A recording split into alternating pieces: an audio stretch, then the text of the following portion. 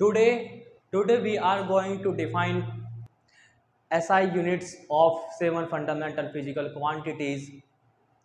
In previous lecture, we study about the 7 fundamental quantities and 7 fundamental units. Today we define 7 fundamental units.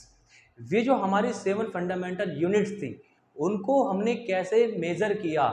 जैसे हमारा length का fundamental units जो है वो होता है मीटर। तो मीटर आप जानते हैं कि 100 सेंटीमीटर को कहते हैं और एक्चुअल में इतने बड़े साइज को हम 100 सेंटीमीटर मीन्स 1 मीटर कहते हैं। लेकिन ये 1 मीटर हमने कैसे बनाया होगा? किसी न किसी ने तो बनाया होगा कि 1 मीटर किसने बनाया है। सिंपल लेंथ को मेजर करने का एक सिस्टम है हमारे पास जिसको हम मीटर कहते हैं। तो उसको हम समझना चाहते हैं कि 1 मीटर, 1 केल्विन, 1 केजी ये कैसे बने हुए हैं। किसी न किसी ने तो इनको बनाया होगा। तो आइए हम उसको समझते हैं। तो उससे पहले आप यूनिट्स को जानते हो, फिर भी मैं एक बार बता देता हूं कि यूनिट्स होती क्या है। Units is the measurement of anythings. जैसे हमें किसी चीज़ को मेज़र करना है तो कुछ ना कुछ तो हमें लगेगा। हमें पानी को मेज़र करना है तो पानी को मेज़र करने के लिए हमारे पास कोई ना कोई इंतजाम होना चाहिए, चाहे हम उसको गिलास से मेज़र करें। 1 गिलास, 2 गिलास, 3 गिलास, 4 गिलास पानी हो गया भाई। तो ये जो आपने 1 गिलास बनाया है, ये वाटर को मेज़र करने का आपने एक सिस्टम बनाया। तो गिलास इज द यूनिट, लेकिन ये टेम्परेरी यूनिट्स रहेगी। सेम ऐसे ही जैसे मुझे किसी की हाइट नापनी है तो मुझे हाइट नापने के लिए क्या मैं अपने बिलान से भी मेजर कर सकता हूँ। 1 बिलान, 2 बिलान, 4 बिलान, 5 बिलान, 6 बिलान, ये मैंने उसकी हाइट नाप दी कि भाई ये जो आदमी है ये 20 बिलान लंबा है। तो ये आपने क्या किया, एक इंतजाम किया उसकी हाइट को मेजर करने का। तो यही आपकी यूनिट्स होती है। और क्या होती है, लेकिन ये यूनिट टेम्परेरी यूनिट्स होती है, ये टाइम के साथ चेंज हो जाती है। This is discuss in previous lecture. आप प्रीवियस लेक्चर को देखिए, वहां पर समझ में आ जाएगा। आज हम ये जानेंगे कि 1 मीटर्स को हमने कैसे बनाया। ठीक है, अब जब 1 मीटर की बात चल रही होगी, 1 मीटर बनाने की बात चल रही होगी, तो हमारी एक जनरल कॉन्फ्रेंस हुई थी इन 1971 में। तो वहां पर 1 मीटर को बनाना था कि 1 मीटर कितने साइज को हम 1 मीटर बोलेंगे। तो सबने अपने अलग अलग तर्क दिए होंगे। किसी ने कहा होगा देखिए ये एक हाथ है, इस हाथ के बराबर को हम 1 मीटर कहा करेंगे। लेकिन इसके साथ समस्या है, ये हाथ को आदमी मर जाएगा तो कल को उसका हाथ कहाँ से लाएंगे हम। तो किसी ने कहा होगा देखिए इतने बड़े साइज को हम निशान लगा करके रख लेते हैं और इतने बड़े लकड़ी के लट्ठे को 1 मीटर बोला करेंगे।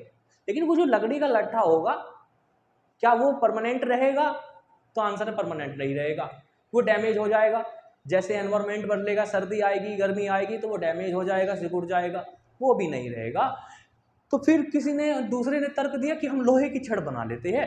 और हाँ, डिस्टर्ब कर दिया तुमने तो। पता नहीं कौन है और कौन है।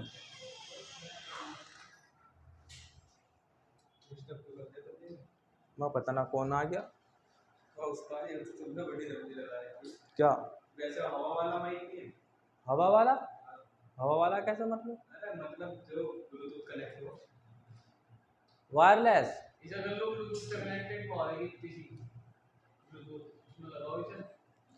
करूँगा तो 50-60 रुपए का करेंगे।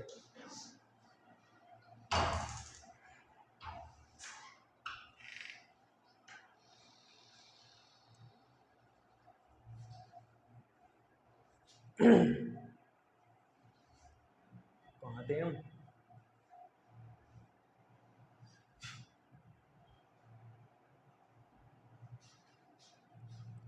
तो हम कहाँ थे भाई?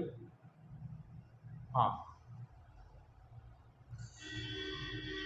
तो किसी ने तर्क ये भी दिया होगा कि इतने बड़े लोहे के पाइप को हम 1 मीटर मान लेते हैं। लेकिन वो लोहे का पाइप भी आपका परमानेंट फिक्स नहीं रहेगा, क्योंकि टाइम के साथ उस पर जर आ जाएगा, बेकार हो जाएगा। यानी कि वो ये जो साइज आपने लोहे का तर्क दिया ये भी चेंज हो सकता है। तो हम ऐसा यूनिट्स बनाना चाहते हैं जो कि टाइम के साथ कभी भी चेंज ना हो, कभी भी चेंज ना हो। आज भी ऐसा ही रहे, कल भी उतना ही, कल भी उतना ही। तो हम अपने नेचर में देखते हैं कि हमारे इतना बड़ा नेचर है, इस नेचर में सब चीज़ टाइम के साथ में सब चेंज हो जाती है। लेकिन इस नेचर में एक चीज़ ऐसी है जो कि चेंज नहीं होती, उसको आप कहीं पर भी लेकर के चले जाइए, वो चीज़ चेंज नहीं होती, उसको कहते हैं हम speed of the light. Speed of the light in vacuum और air does not change anywhere. आपके प्लैनेट्स पे भी उतनी ही स्पीड रहती है लाइट की, अर्थ पे भी उतनी रहेगी, स्पेस में चले जाइए, स्पेस पे भी उतनी ही रफ्तार से लाइट दौड़ती है, 3 इंटू 10 की पावर 8। ये आपने 10th क्लास में पढ़ा होगा कि लाइट की स्पीड 3 इंटू 10 की पावर 8 मीटर पर सेकेंड ये होती है। तो ये लाइट, स्पीड ऑफ लाइट ये नहीं चेंज होती, बाकी सब चीज़ चेंज हो जाती है। तो हमने सबसे अच्छा यही सोचा कि इसी से ना क्यों ना बना ले 1 मीटर, ये तो कभी भी चेंज नहीं होती। तो हमने लाइट्स को कहा कि आइए और हमें चल करके दिखाइए। लाइट आई, लाइट ने चल करके दिखाया। कितनी देर तक चलाया, तो उसको बहुत शॉर्ट इंटरवल टाइम के लिए हमने चलाया। कितनी देर तक के लिए चलाया, आप ऐसे समझिए जैसे 1 सेकंड का मैंने आधा भाग बोला, आपके समझ में आया? 1 सेकंड का आधा भाग समझ में आता है? 1 सेकंड का आधा भाग करो, ये 1 सेकंड का 3 भाग करो, 3 लगा दोगे नीचे, 1 सेकंड का 4th पार्ट कीजिए, 4th लगा दोगे। तो 1 सेकंड का हमने इतना 30 मिलियन पार्ट किए, 1 सेकंड के 30 मिलियन पार्ट किए, which is very short time. और इतनी देर तक हमने लाइट्स को चलाया। अब वो लाइट चल करके दिखाई, वो लाइट इतनी दूर चल करके गई, ये इतना साइज उसने कवर किया। इस साइज को फिर हमने कहा दिस इज द 1 मीटर। तो यहां से बनी है आपकी 1 मीटर की डेफिनेशन कि लाइट्स को कितना चलाना है, 1 सेकंड का 30 मिलियन पार्ट कीजिए। ये अप्रोक्सीमेट वैल्यू है, एग्जैक्ट वैल्यू आपकी ये है 1/2999, ये आप जो भी है इसको पढ़ लीजिए, लेकिन मैंने अप्रोक्सीमेट इसको 30 मिलियंस लिखा है इजी करने के लिए, समझाने के लिए। तो 1 सेकंड का 30 मिलियन पार्ट कीजिए और लाइट को उतनी देर तक चलाइए। अब वो जितना भी दूर तक जाएगी, दिस इज द 1 मीटर। तो ये होता है आपकी 1 मीटर की डेफिनेशन। अब हमारी लाइट की स्पीड कभी भी चेंज नहीं होती, कहीं भी चेंज नहीं होती, वैक्यूम में उतनी ही रहती है, तो इसलिए हमारा 1 मीटर भी चेंज नहीं होगा। हमने काट करके वो एक साइज बना लिया और उसको अपने ऑफिस में रख दिया और सबको सैंपल दे दिए, पूरी कंट्रीज में सैंपल बांट दिए, पूरे स्टेट में सैंपल बांट दिए, फिर गांवों में सैंपल बांट दिए कि देखो जी ये 1 मीटर 1 मीटर 1 मीटर 1 मीटर, आज से इतने साइज को 1 मीटर 1 मीटर 1 मीटर कहा करेगी। बस वहां से हमारा 1 मीटर बन चुका है। वो अब कभी भी चेंज नहीं हो सकता। अगर मान लीजिए हमारा 1 मीटर खो भी गया, फिर दोबारा से कहेंगे लाइट आइए, लाइट को चला करके दिखाइए, फिर वो साइज कवर हो जाएगा, फिर 1 मीटर बना लेंगे। तो हम ऐसी यूनिट्स बनाते हैं जो कि कभी भी चेंज ना हो। This is the definition of 1 metre. Now second definition of mass. Mass का यूनिट कितना होता है? Kilogram, and its symbol kg. अब किलोग्राम 1 केजी किसको कहेंगे हम, बात ये आती है हमारे सामने। तो इसकी बहुत सिंपल डेफिनेशन बनाई। जब हमारी जनरल कॉन्फ्रेंस हो रही थी 1971 में, तो उस वक्त जहाँ पर ये जनरल कॉन्फ्रेंस हो रही थी, तो पेरिस के पास एक जगह है ये, और उस मीटिंग का नाम क्या रखा था हमने? International bureau of weight measure. तो इस मीटिंग में इस मीटिंग का नाम था ये, इस मीटिंग में ये मीटिंग हुई थी आपकी सेवरस में। ये कहाँ पर है? नियर पेरिस, पेरिस में है, फ्रांस में, पेरिस के पास है। वहां पर एक मीटिंग हुई और उस मीटिंग में एक सिलेंड्रिकल पाइप रखा हुआ था, इस तरीके का एक पाइप रखा हुआ था, मान लीजिए इसे मान लीजिए। और उन्होंने कहा देखिए ये जो वेट है ना, ये हमारे पास ये टुकड़ा है, और किसका टुकड़ा था ये था platinum iridium. Platinum iridium is the best metal, इस पर कोई रेस्ट नहीं लगता, उस पर कोई जर नहीं आता। तो वहाँ के साइंटिस्टों ने कुछ ने कहा कि देखिए ये एक छोटा सा टुकड़ा है, इसी को 1 केजी बना लेते हैं। तो उन्होंने कहा बहुत अच्छी बात है, ठीक है, इसका वेट कीजिए। तो अब इसका जो भी वेट रहा उसका नाम रख दिया 1 केजी, इस पर लिख दिया 1 केजी। वहाँ से वो 1 केजी की डेफिनेशन बन गई। तो 1 केजी कहाँ से लिया हमने? जो प्लेटिनियम इरिडियम का सिलिंड्रिकल मेटल का टुकड़ा था, जो कि रखा था पेरिस में, पेरिस के सेविरस में। पेरिस एक सेविरस गांव है, ये पेरिस के पास है और फ्रांस कंट्री में है, वहां पे रखा था, वहीं से इसकी डेफिनेशन बन गई। तो 1 केजी किसके इक्वल हुआ? The kilogram is equal to the mass of the international prototype. Prototype means जो सब आपने स्टार्टिंग में जो वेट बनाया था, यानी कि सबसे पहला 1 केजी जो बना था उसको हम प्रोटोटाइप कहते हैं। Prototype of the kilogram kept at International Bureau of Weight Measure at Sévres near the Paris in France। और मेटल का नाम क्या था? Platinum iridium. This is the definition of 1 kg. I hope you understand. Now, time. Time की definition. Time is measured in 1 second. 1 second. ये 1 second क्या है?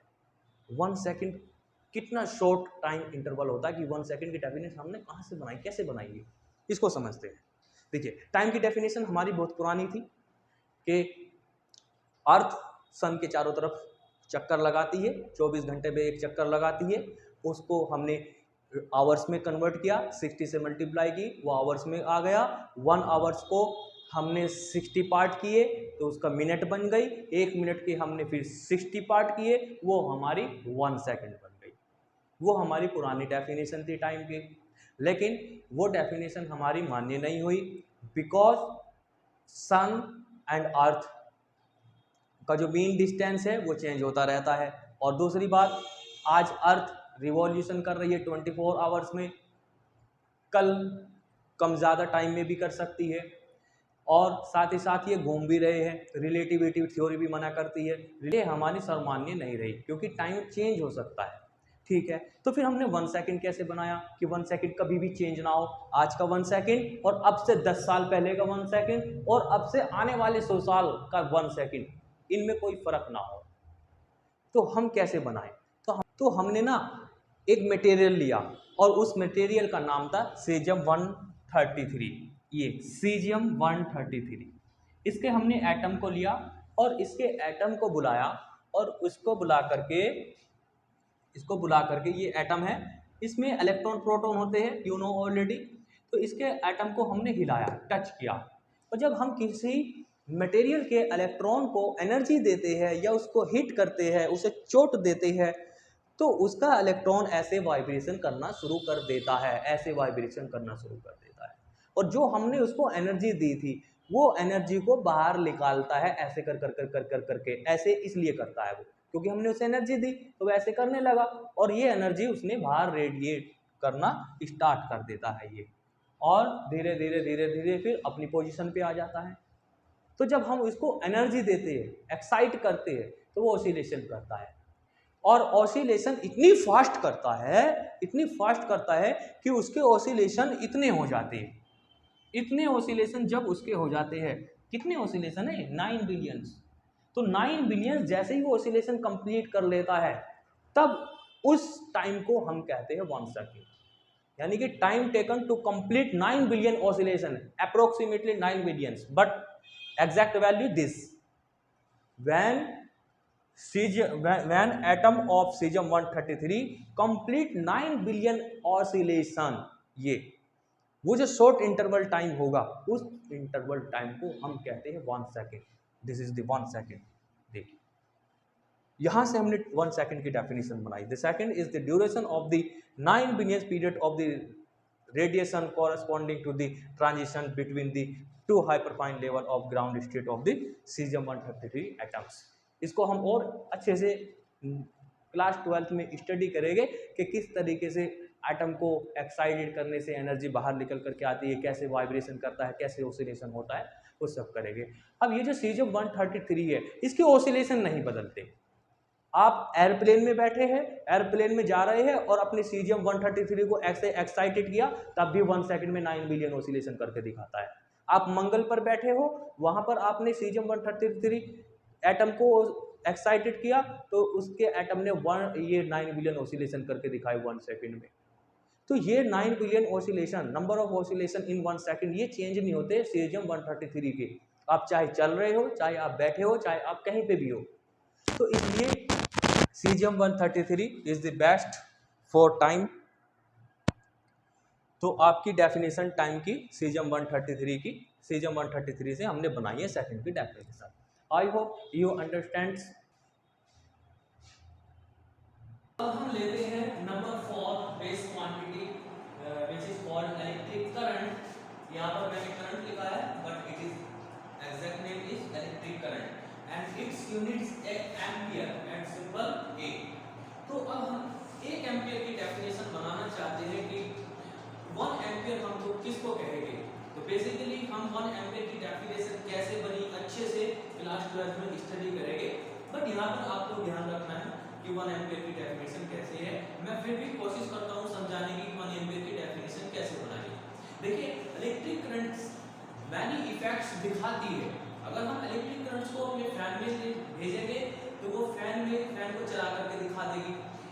Heater में भेजेंगे तो हीटर को वो गर्म कर करके दिखा देगी, प्रेस में भेजेंगे तो प्रेस को गर्म कर करके दिखाएगी। तो इलेक्ट्रिक करंट के अलग अलग इफेक्ट होते हैं। सेम इसी तरीके से अगर हम किसी कंडक्टर के अंदर इलेक्ट्रिक करंट को फ्लो कराते हैं तो वो अपने चारों तरफ एक मैग्नेटिक फील्ड भी बना देती है। और साथ ही साथ हम ये भी देखते हैं कि जब एक कंडक्टर में इलेक्ट्रिक करंट फ्लो होती है तो वो करंट दूसरे कंडक्टर पर फोर्स भी अप्लाई कर सकती है। तो हमने किसी एक इफेक्ट को लेकर के इलेक्ट्रिक करंट की डेफिनेशन को हम बना सकते हैं। तो हमने इलेक्ट्रिक करंट की डेफिनेशन देखी कैसे बनाई। हमने इलेक्ट्रिक करंट की डेफिनेशन इस तरीके से बनाई, ये हमारे पास दो कंडक्टर है, ये दो कंडक्टर है और हमने इसमें इलेक्ट्रिक करंट का फ्लो कराया, इसमें भी इलेक्ट्रिक करंट का फ्लो कराया, किसी अरेंजमेंट लगा करके सेल बेल लगा करके दोनों कंडक्टर में हमने इलेक्ट्रिक करंट फ्लो कराई और दोनों कंडक्टर ये पैरेलल है और दोनों एक दूसरे से हमने 1 मीटर की डिस्टेंस पर इनको रखा। 1 मीटर की डिस्टेंस पर है, यूनिट लेंथ के कंडक्टर है, बट डेफिनेशन में हमने इंफिनिटी लेंथ के कंडक्टर यूज किया है। बट यहाँ पर हम 1 मीटर समझाने के लिए मैं 1 मीटर लेंथ के को कंडक्टर बता रहा हूँ। They are apart from 1 meter distance. Now, when current is flow in this conductor and in this conductor, then this conductor is applied force on this conductor. Also, this conductor applied a force on this conductor. दोनों conductor एक दूसरे पर ये force apply करते हैं जब इसमें current flow होने लग जाती है। अब फोर्स ही क्यों अप्लाई करते हैं ये दो कंडक्टर? क्योंकि ये करंट की निशानी है, करंट फोर्स अप्लाई कर सकती है, ये इसके इफेक्ट होते हैं। क्लास 12 में बहुत अच्छे से पढ़ेंगे। अभी आपको ये ध्यान रखना है, when a current flow in a conductor then a magnetic field is produced which is exert a force. So तो कितना फोर्स एक्सर्ट हो जाए जब ये दोनों कंडक्टर एक दूसरे पर 2 × 10⁻⁻7 न्यूटन का फोर्स अप्लाई करने लग जाएंगे तो समझ लीजिए इन दोनों कंडक्टर में कितना करंट फ्लो हो रहा है, 1 एम्पीयर। तो यहां से हमने 1 एम्पीयर की डेफिनेशन बनाई है, ये हमने यहां पे डेफिनेशन रखी। 1 ampere is that electric current which when pass through two parallel conductor in infinity length, यहां पर मैंने 1 यूनिट लेंथ बताया था, बट यहां पर हम यूज कर रहे हैं infinity length end of negligible cross section area. जो वायर है उनके बहुत पतले हैं, उनका क्रॉस सेक्शन एरिया जो है वो छोटा सा है, negligible of negligible cross section place at a unit distance, जो एक दूसरे पर यूनिट डिस्टेंस पर रखे हुए हैं, अपर प्रोड्यूस ए फोर्स 2 × 10⁻⁻7, जो इतना फोर्स प्रोड्यूस करते हैं। This is the called 1 ampere current. Now, next definition is temperature. Temperature, its unit is Kelvin and symbol is K. अब हम ये 1 केल्विन किसको कहेंगे? जैसे 1 डिग्री सेल्सियस हम जानते हैं, 100 डिग्री सेल्सियस जानते हैं। वाटर को हम बॉईल करते हैं तो उसका बॉइलिंग पॉइंट 100 डिग्री सेल्सियस होता है and freezing point is 0 degree Celsius. So देखिए 1 केल्विन की डेफिनेशन हमने कैसे बनाई। You know waters occupy in 3 states, what liquid, solid and gaseous। एक टेम्परेचर ऐसा होता है अगर हम प्रेशर को डाउन कर दे, जैसे हम जानते हैं कि वाटर का फ्रीजिंग पॉइंट कितना होता है 0 डिग्री सेल्सियस, और उस स्टेट पर हमको वाटर मिलता है फ्रीज की स्टेट में, सॉलिड स्टेट में। ऐसे ही अगर हम वाटर का टेम्परेचर 100 डिग्री सेल्सियस कर देंगे तो हमको वाटर मिलेगा वेपर्स फॉर्म में, वेपर्स फॉर्म को हमें दिखाई देगा। लेकिन अगर हम स्पेसिफिक कंडीशन अप्लाई कर दे वाटर के टेम्परेचर के साथ, उसका प्रेशर डिक्रीज कर दे, तो फिर होता क्या है कि वाटर्स एक स्पेशल टेम्परेचर होता है which is we study in the next book.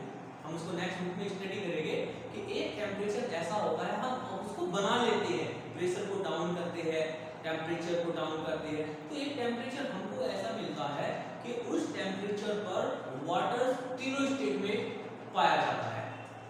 जैसे 0 डिग्री सेल्सियस पर सॉलिड स्टेट में होता है, लेकिन वाटर तीनों स्टेट में पाया जाता है।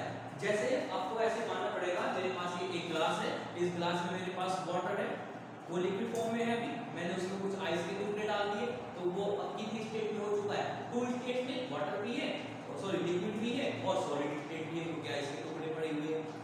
अब उसमें से कुछ वेपर्स हमने प्रेशर इसका डाउन कर दिया तो उसमें से वेपर्स भी निकल रही है, तो हमको ये तीनों स्टेट में पाया जाने लगा। तो वाटर का एक ऐसा स्पेशल टेम्परेचर होता है कि उस टेम्परेचर पर वाटर्स और liquid found in the three state, waters found in the three state, liquid, vapour and solid. उस टेम्परेचर को हम कहते हैं ट्रिपल पॉइंट वाला टेम्परेचर। तो उस टेम्परेचर के अगर हम इतने पार्ट्स कर दें 1/273.16 पार्ट कर दें, तब हम उस एक पार्ट्स को 1 केल्विन कहेंगे। इसके जो वाटर का ट्रिपल पॉइंट का टेम्परेचर है उसके कितने पार्ट करने हैं 273 पार्ट्स आपको कर देने हैं। वो जो एक पार्ट्स बनेगा उसी को हम 1 केल्विन कहेंगे।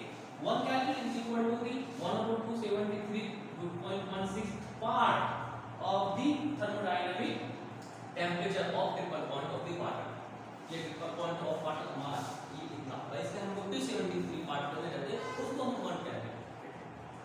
I hope you understand. Now next quantity is amount of substance, unit is mole। अब हम 1 मोल किसको कहेंगे, सिंपल 1 मोल की डेफिनेशन सबसे इजी है। जैसे हम जानते हैं कि 1 dozen is equal to 12 members. एक दर्जन के लिए कितने होते हैं 12, एक दर्जन में 12 मेंबर आते हैं। सेम ऐसे ही 1 मोल के अंदर इतने मेंबर्स आते हैं। अब इनको गिन लीजिए कितने बनेंगे, आपकी गिनती भी कम पड़ जाएगी। तो 1 मोल के अंदर इतने मेंबर्स होते हैं, जब इतने मेंबर्स हो जाते हैं तब हम उनको कहते हैं 1 मोल। जैसे 12 मेंबर्स को 1 डजन कहते हैं, सेम ऐसे ही इतने मेंबर्स को हम 1 मोल कहते हैं। और ये नंबर ऑफ पार्टिकल्स हमारे 12 ग्राम कार्बन में पाए जाते हैं। हमने 12 ग्राम कार्बन लिया, उसको ऐसे रब किया, ऐसे उसको रगड़ा, तो हमने उनके पार्टिकल्स को काउंट किया, तो हमने इतने पार्टिकल्स पाए। तो 12 ग्राम कार्बन में इतने पार्टिकल्स पाए जाते हैं। तो हमने यहाँ से 12 ग्राम कार्बन से 1 मोल की डेफिनेशन बना दी। ये 1 mole is the amount of substance which contains 6.02 × 10⁻23 particles as there are carbon atoms 6 to 12। जो कार्बन 12 के कितने ग्राम में 12 ग्राम में होते हैं ऑफ कार्बन। और 1 मोल में, ये आपको नोट करके ध्यान रखना है, 1 मोल में 6.02 × 10⁻23 मेंबर्स होते हैं, यानी कि 1 मोल कितने मेंबर्स से मिलकर के बनता है। और इसको ना हम एवोगाड्रोस नंबर भी कहते हैं, तो इसको हम एवोगाड्रोस नंबर भी बोल दिया करेंगे। आई होप यू अंडरस्टैंड।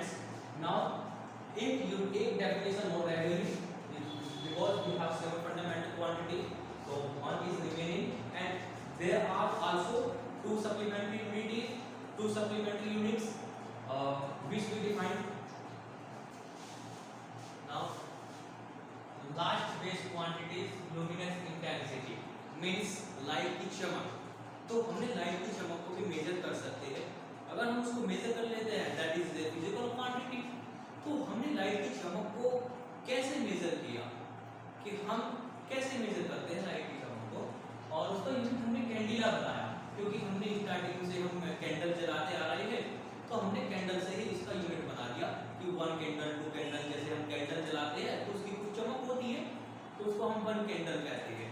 2 कैंडल जला देंगे तो इंटेंसिटी चमक ज़्यादा हो जाएगी, तो वो कितना लाइट्स कहलाएगी 2 कैंडल्स। तो अब हम 1 कैंडल्स को डिफाइन करना चाहते हैं कि अगर हमारे पास ट्यूब लाइट है तो उससे जो चमक आएगी वो कितने कैंडल के बराबर होगी, और उसको कैसे अच्छे से हम डिफाइन करेंगे।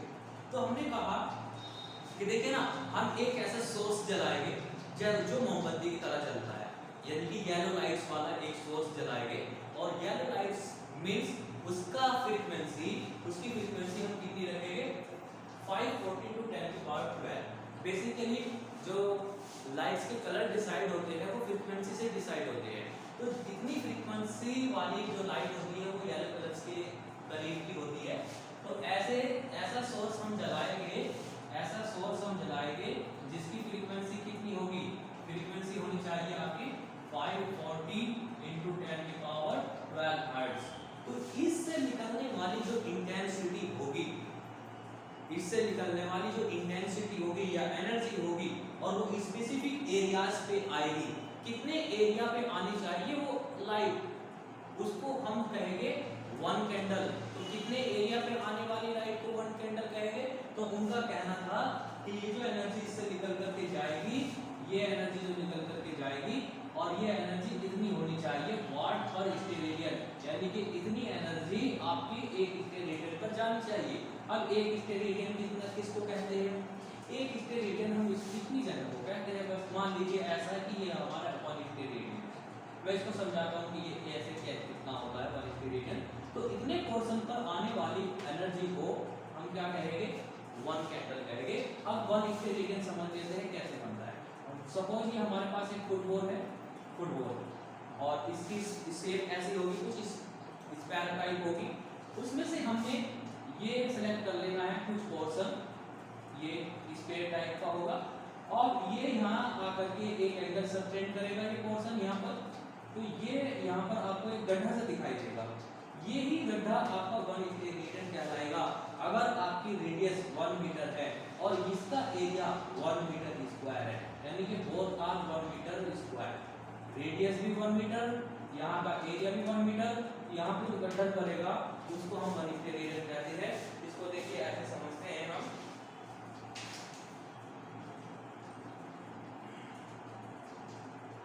अब आपको ऐसे फील करना है जैसे ये जो ऊपर का टॉप है, ये टॉप ये रहा, ये टॉप फुटबॉल का टॉप है ऐसे स्क्वायर टाइप, और ये यहाँ जाकर के एक एंगल क्रिएट कर रहा है यहाँ पर जाकर के इसकी सरफेस, और यहाँ जाकर के ये आपको एक गड्ढा दिखाई देता है, ये गड्ढा दिख रहा है होगा, ये गड्ढा दिख रहा है आपको। तो ये अगर यहाँ का एरिया 1 मीटर स्क्वायर है और रेडियस भी 1 मीटर है आपकी, तब ये आपका जो एंगल बनेगा, ये जो एंगल गड्ढा होगा ये 1 स्टेरेडियन होगा, यानी कि इतने गड्ढे पर ये लाइट आ जानी चाहिए, तब हम उस लाइट को 1 कैंडल बोल देंगे। तो it is the intensity of given source that emits monochromatic radiation of frequency 514 to 10 power hertz and emit energy, और इतनी एनर्जी को एमाइट करता हो और कितने स्टेरेडियन पे जाता हो? वाट पर स्टेरेडियन, यानी कि एक स्टेरेडियन पे इतना एनर्जी जाना चाहिए 1.682, तब हम उसको कहेंगे आपका 1 स्टेरेडियन। मैं यहाँ पर 1 स्टेरेडियन की डेफिनेशन लिख देता हूँ, because we have two supplementary units which is called, one is radian and other is ये दूसरी आपकी कौन सी होती है? स्टेरेडियन। तो मैं दोनों की डेफिनेशन लिखता हूँ। रेडियन तो आप बेसिकली जानते हैं कि रेडियन क्या होता है। Radian is a angle, radian is a plane angle. ये दो लाइन है आपके पास, तो ये एक प्लेन में आती है, ये एक प्लेन में आती है। तो एंगल आपको बताता है कि दो लाइन आप ये आपस में कितने एंगल से झुकाव रखती है, उसी को हम क्या कहते हैं? एंगल। जैसे ये एक लाइन है, एक लाइन ये है, तो ये 45 है, आप समझ जाते हैं। 90 कहूँगा तो ये ऐसे हो जाएगा, तो इसको हम कहते हैं रेडियन। तो ये सिंपल डेफिनेशन है, इसको आप आसानी से लिख सकते हो। मैं दोनों की डेफिनेशन लिख देता हूँ।